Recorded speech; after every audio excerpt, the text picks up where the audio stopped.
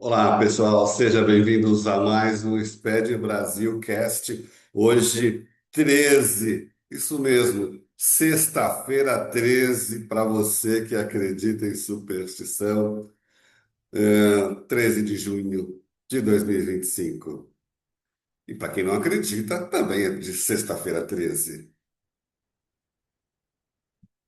Olha, eu vou te contar uma história. Eu tive numa empresa é, de Singapura, sede de Singapura, mas eles não têm o 13º andar. Do 12º passa para o 13º. É uma empresa chinesa com sede em Singapura.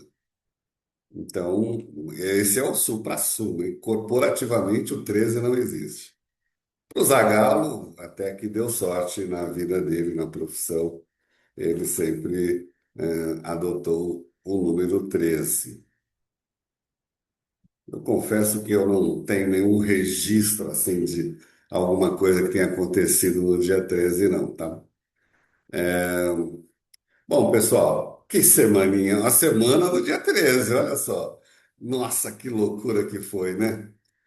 Bate-boca do ministro na comissão, um chamou o outro de moleque. Foi uma história interessante, viu? Estarrecedora, né? Triste para o ambiente democrático.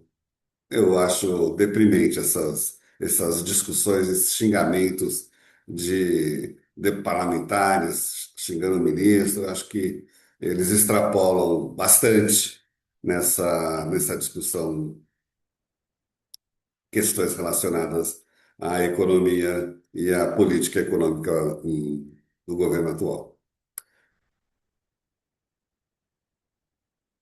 É, Elaine, bom dia, Elaine Cristina. Neia, bom dia. Tem gente querendo falar comigo agora, olha só.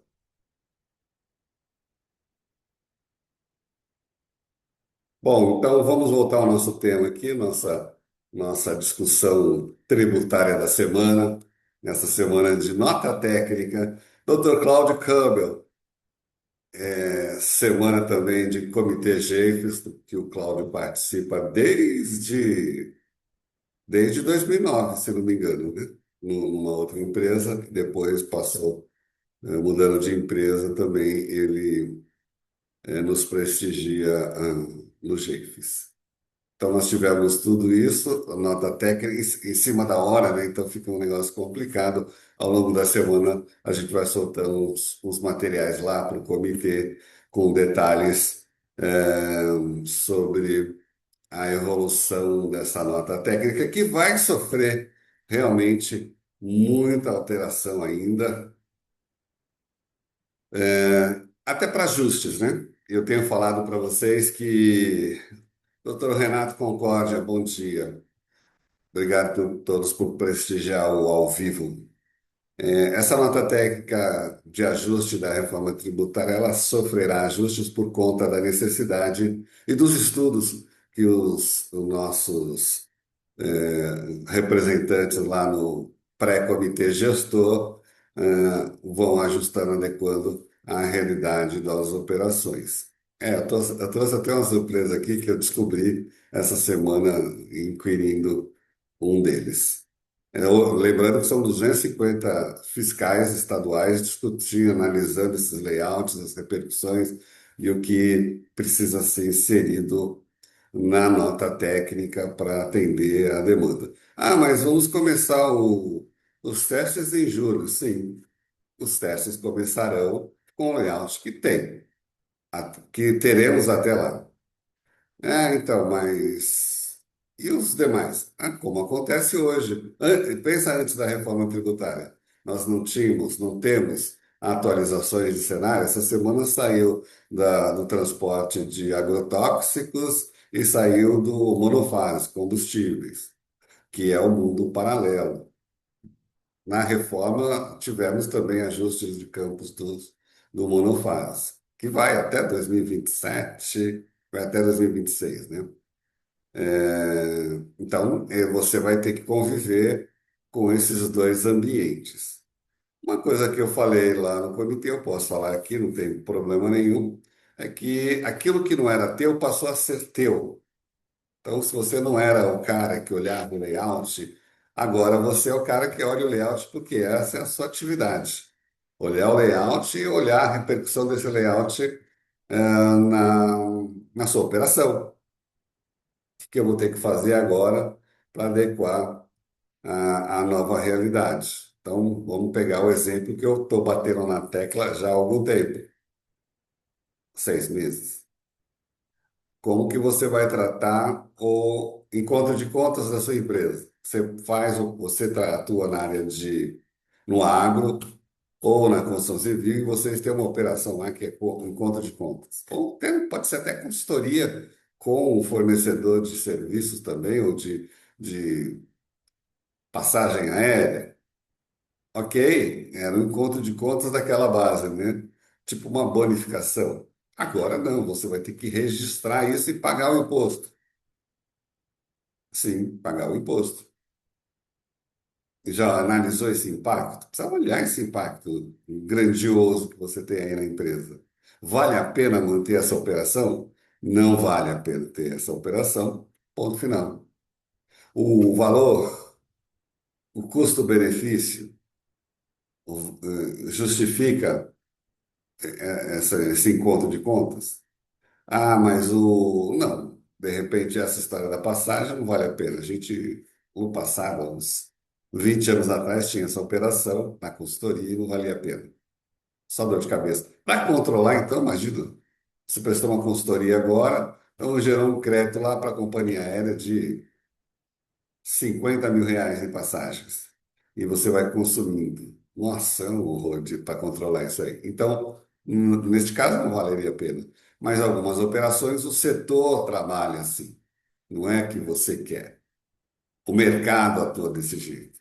O mercado vai ter que se acomodar dentro da realidade da reforma tributária. Não tem segredo isso. Lá na reforma desse mês, o que que nós tivemos na operação? Então, você pegou lá o evento. Tem lá o evento chamado antecipação de pagamento. Nossa, isso aí foi discutido a rodo. O que que é antecipação de pagamento no mundo de vocês? Antecipação de pagamento é você poder é, fazer um pagamento antecipado antes do fornecimento. Fornecido antes por quê? Porque é, é questão financeira. É uma questão comercial, né? Financeira, comercial, é uma questão operacional. Por que que você está pagando antecipado? Porque é uma questão contratual.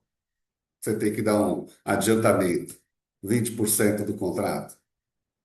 Então, esse evento você vai. Esses 20% hoje não geram um documento fiscal porque não tem fornecimento de mercadoria. Ah, mas é uma entrega futura, cuidado, cuidado. Entrega futura. Em que modelo de operação? Você tem o estoque e não vai entregar agora? Ou você não tem o estoque e vai produzir isso? Aí é o faturamento antecipado? Cuidado. Entrega futura, aí você tem que emitir a nota de simples faturamento. Você tem, não vai tributar neste caso, mas, por exemplo, quando você tem o estoque pronto, lembre, até PIS/COFINS você tem que tributar. Cuidado com essas particularidades. Legislação de PIS/COFINS é uma coisa, legislação de ICMS é outra coisa, e legislação de IBS nem tratou desse assunto. Está tratando agora com o evento. Detalhe importante, tá? As particularidades das operações, eu já falei aqui, né? A gente vai ter no RIBS. E eu brinco muito, você já deve ter ouvido falar, não é a costela do Outback. Cláudio Bezerra, bom dia. A RIBS é regulamento de IBS. Então, tudo aquilo que você pega no ICMS nós temos, ainda não temos lá no regulamento do IBS porque ele não foi publicado. E ele não foi publicado porque o comitê gestor não foi instalado. E não foi instalado porque tem coisa mais importante do que o comitê gestor, do que a reforma tributária lá no Congresso. Não é isso? Senão já teria sido aprovado o PL 108. Tem outros assuntos, muito mais. Teve aí a discussão do 8 de janeiro, teve uma porção de temas mais influentes, mais importantes. Eu estou fazendo uma ironia, tá, gente? É super importante isso ser aprovado para destrinchar todo o restante do ordenamento jurídico necessário para a operacionalização da reforma tributária. Mas os seus senhores deputados têm outros assuntos mais importantes. Então, o RIBS tem que aguardar aí. E ele é importante porque a hora que ele for publicado, eu não sei dizer para você se já está pronto o texto. Eu sei que está um esboço, mas não sei se terminaram esse texto. O que eles estão fazendo é pegar o regulamento do CMS e colocar ah, no regulamento do IBS, tirando as idiosincrasias, aquilo que realmente já está na hora de acabar. Eu espero que eles acabem com a bendita nota simbólica. Eu sou um árduo, ferrenho inimigo da nota simbólica. Puxa vida. A nota simbólica tem muitas repercussões na operação eletrônica. Vou dar um exemplo para vocês. Quando lá em 2009, olha só que isso, 2010 e anos seguintes, a discussão era sobre a bendita nota simbólica. Vamos acabar. Aí pulou para 2015, até porque precisava maturar o modelo da nota eletrônica. Aí em 2015 veio o problema da manifestação, porque olha só, nas devoluções, fiz uma venda, o cliente não recebeu, fez a posição da recusa no verso do DANF, o mercadoria DANF voltou, eu chego, emito uma nota com os dados do cliente. Problema. Vai lá na nuvem e consta que é uma nota do seu cliente, porque é uma nota de devolução. E aí o fisco ia lá, batia no seu cliente, ele fala, não, não tem, alguém está usando o meu CNPJ. Olha a confusão que dá isso. Até descobrir que era uma nota de entrada que tinha sido emitida errada. Ponto passivo. Você não pode emitir uma nota de entrada, a não ser que o regulamento estabeleça, e eu duvido que tenha uns. Se você tiver, me manda, mas eu tenho certeza que não tem. Discutimos isso. Você tem que emitir igual aquele artigo, eu fiz muito na minha vida, do frete, artigo 285A, do Rícemes, antigo ainda. E você coloca o CNPJ do seu próprio CNPJ. Lá onde tem o nome, você põe o artigo referente àquela operação, quando é crédito, por exemplo, né? Então, nunca os dados do seu fornecedor que rejeitou a mercadoria, rejeitou o documento, nem lançou o documento fiscal, né? Porque se ele lança, aí ele emite a nota. Ele nem aceitou a mercadoria, então você agora chega com aquela mercadoria, ele tem que tomar crédito, você vai e emite a nota, os dados dele, aí ferrou. E isso aconteceu muito, tá? Então, evite esse tipo de problema. Porque não dá certo e só gera problema. Nós tivemos também, só um pouquinho, para falar um pouquinho de outros temas, nós tivemos a publicação da nota técnica 2 da REINF, o campo adicional INDIPER, Imposto de Renda na Fonte, do layout R1000, e aí para as fundações. Então, tem esse ajuste fino sendo feito lá no mundo paralelo. O mundo paralelo é assim mesmo, gente. E eu quero comentar um negócio para vocês. Eu vou cometer uma heresia e vou mostrar a tela para vocês. Eu não gosto de ficar mostrando tela no podcast, porque é tão curto, tão pouco tempo, mas eu vou mostrar para mostrar para vocês que tem coisas importantes lá na Lei Complementar 214 que vocês precisam tomar atento. Olha aí, ó. Já se debruçou sobre o artigo 30, o 31 e 32 você sabe, split payment. Aqui, ó, o Comitê Gestor do IBS e a Receita Federal. Então, aquilo que eu falo sempre para vocês, nós temos dois projetos paralelos. A Receita começa o teste agora em julho, da reforma tributária, mas o Comitê Gestor não. Então, a Receita vai homologar aqueles processos todos, inclusive o ROC, a apuração assistida, o ajuste da apuração, é a promessa deles. Mas no âmbito de comitê gestor, é só o documento fiscal. A parte do back-office da apuração não será liberada agora, será liberado só lá em outubro, hein? Fique atento. Então, nós temos dois projetos distintos para tratar o tema. Quem que cuida aí na companhia de PiscoFins? É você? É outra pessoa? Essa outra pessoa que vai cuidar de PiscoFins, tá? Você está mandando a minha empresa? Não, gente. É que vão começar a surgir cenários que não é do seu escopo, então precisa ter um pouco de conhecimento das operações de PiscoFins, por isso que eu estou falando. São dois testes, PIS/COFINS e IBS lá na frente, tá bom? Com o IPA no IBS, não é ROC, é IPA, é outra ferramenta, é outra funcionalidade, é outro ambiente.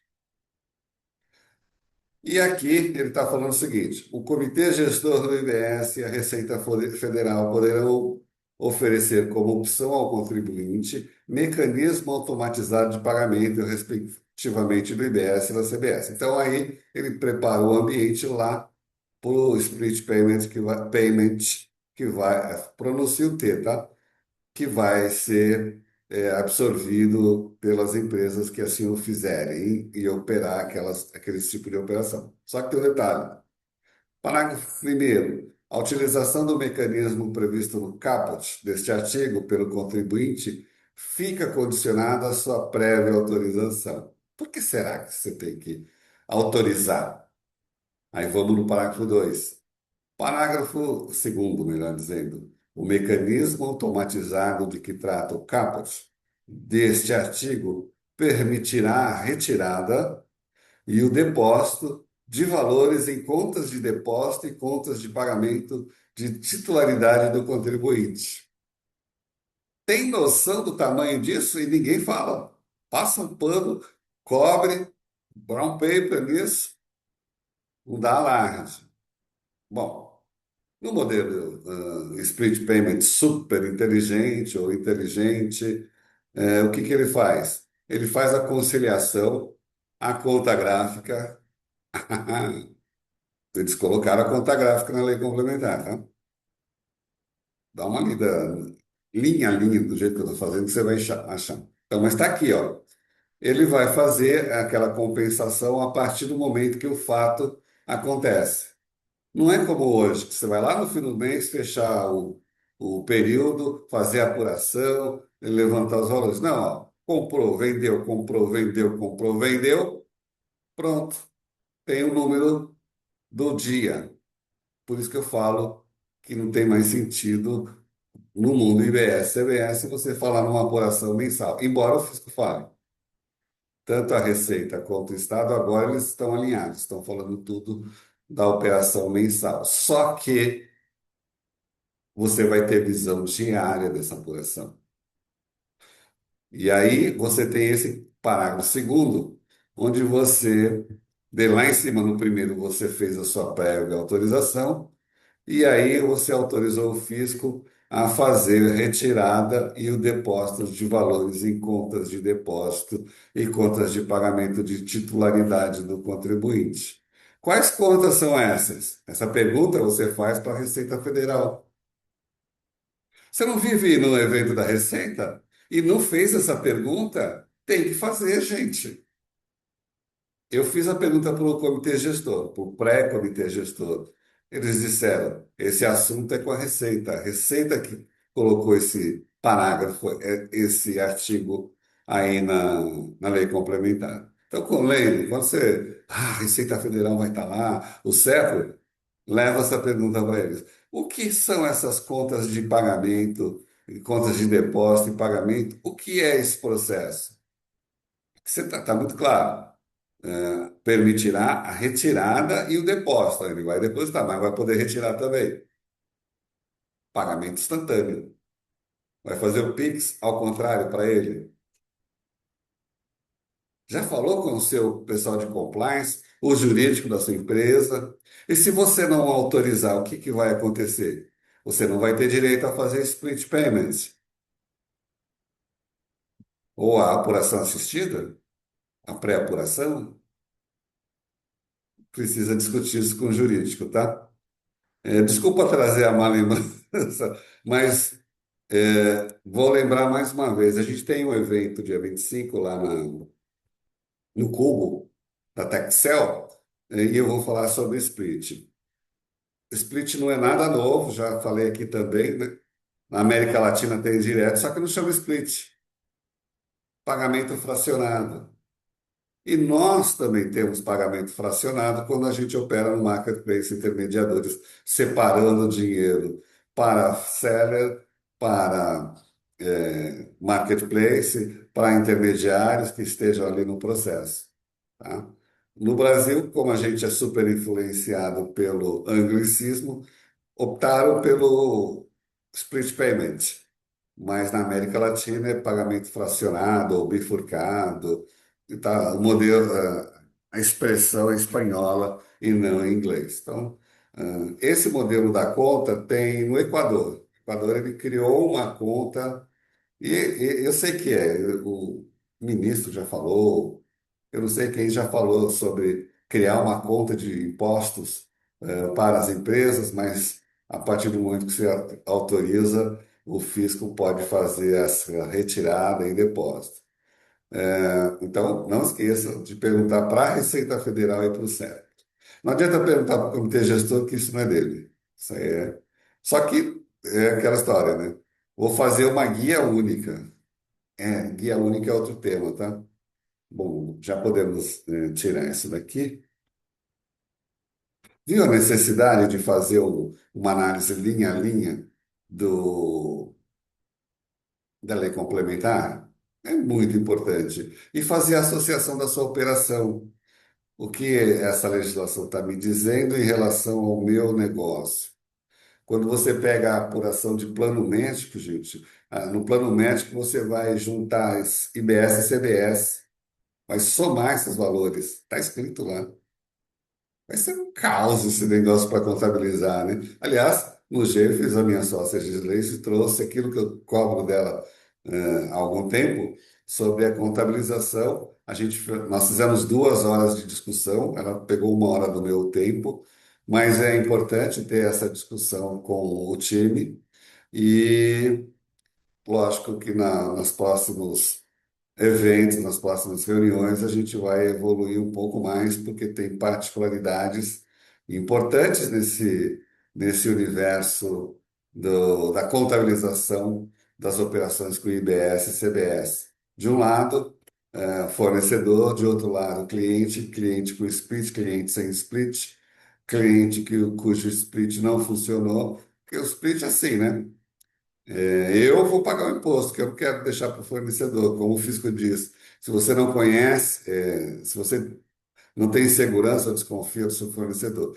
Essa frase é fora de contexto, não tem cabimento.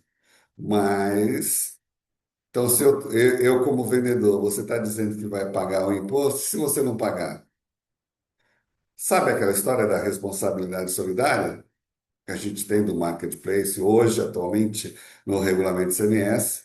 Você já viu a responsabilidade solidária na lei complementar? Se o meu cliente que está falando que quer fazer split vai pagar o imposto, se ele não pagar, para mim,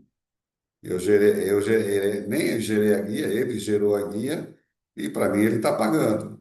Lembrando que o regime é competência, eu sou o responsável. Lógico que eu estou falando isso na relação B2B, né, gente? E aí ele não paga, por algum motivo, ou não estava esperando, deu um crash no caixa, sei lá. E aí, como é que faz? Como que eu vou atrás? Alguém vai atrás de mim? Lógico que vai. O fisco vai cobrar de você. Fala, seu César Moraes, viajando muito, hein, rapaz? Obrigado pela presença. Então, nós temos essa discussão também, né? Como que eu vou tratar, esse cenário? Eu vou ter que pagar o imposto. Ah, não, deixa o fisco me cobrar na dívida ativa. Não recomendo, porque o regime é competência. O seu cliente se ofereceu no modelo split, eu vou pagar. Não pagou. O regime de competência volta a vigir, imperar nesse modelo. O fisco vem cobrar você. E aí todo aquele processo, todo aquele estágio de cobrança, até de suspensão da inscrição, se for o caso, se o assunto evoluir, né? Então, assim como o fisco fala, se você não confia no seu fornecedor, você paga, eu diria o seguinte: cuidado, você tem certeza que o seu cliente vai fazer o split de fato? Você ainda fica atrelado a essa responsabilidade. Então, recomendo uma reflexão sobre essas operações. Você precisa identificar, você já fez o mapeamento, o as-is, o assessment, o diagnóstico, e já conseguiu mapear a sua base de clientes para saber quem é que vai fazer split, né? No modelo B2B, eu só enxergo, e aí eu vou até molhar o bico para dizer que eu só enxergo operação à vista, onde o cliente não tem crédito, então ele vai pagar à vista e, logicamente, ele quer o imposto no pagamento, aí sim ele faz o split. Para aqueles que têm crédito, crédito, gente, significa o seguinte: ele paga o título em 90 dias. Então ele não vai pagar o imposto agora. Para quê? Descapitalizar mais do que ele já está em função da exclusão da base de cálculo do imposto, dos impostos, do gross-up. Então, isso já superou, né, gente? Eu estou repetindo porque eu sou mala mesmo, mas não tem essa de ficar analisando. Ah, o cara ainda faz o gross-up. Não faz, você ajustou o contrato lá. Sugiro que você comece a pensar numa ferramenta de automação contratual dos contratos. Não tem que fazer um ajuste, as ferramentas já fazem isso automático, tá? Smart Contracts, com certificado digital, com toda a segurança que você precisa. Tem ferramentas excelentes chegando no Brasil, usando APA ainda. Você não sabe o que é APA? É um tema da inovação. Eu falo semana que vem, porque nós estamos a 28 minutos. Eu queria falar um detalhe do cronograma do layout da nota eletrônica. Olha só, gente. Implantação do novo esquema com os campos para apuração do IBS com preenchimento opcional. Opcional. Você preenche se você quiser. Se não quiser, você não põe nada. Não está pronto o fornecedor do RP não deu a atualização ainda. Então, todo mês de julho é opcional, tá bom? Aí você tem aplicação das regras de validação com detalhamento do cronograma, início da obrigatoriedade. Bom, primeira aplicação, julho a agosto, ok? Eu estou falando de implantação teste. Início da obrigatoriedade da informação dos novos tributos, conforme detalhamento do cronograma, que ele colocou na guia. 6/10. Então, 6/10 é o início da obrigatoriedade de informação dos novos campos. E produção em 5/1. Em 6/10, gente, vai ser quando o comitê gestor vai disponibilizar o ambiente do IPA. Então, essa nota que foi publicada, ela só se refere a IBS. CBS, a Receita já passou o cronograma dela, é outro cronograma. Aqui eu estou falando de IBS, Comitê Gestor, o dono do ICMS hoje, tá bom? Então, o que que nós temos? Julho, preenchimento opcional, facultativo. Outubro, preenchimento dos campos IBS passa a ser obrigatório, com data de emissão maior ou igual a 6/10. Então, passou outubro, 6/10, as informações têm que estar sendo preenchidas, os campos. Ah, não, mas em produção, isso na homologação. Separa as coisas. Estou em homologação, preenchimento passa a ser obrigatório. Na produção, é facultativo. Continua facultativo. Julho, agosto, setembro, outubro, facultativo. Aí, janeiro, homologação, idem, e preenchimento dos campos obrigatórios a partir de janeiro de 2026. Entendeu agora? Recapitulando. Ambiente de teste, o dev. Vamos falar de dev? Tá bom. Ambiente de homologação. Julho, facultativo. Outubro, obrigatório. Homologação, gente. Janeiro, idem à homologação.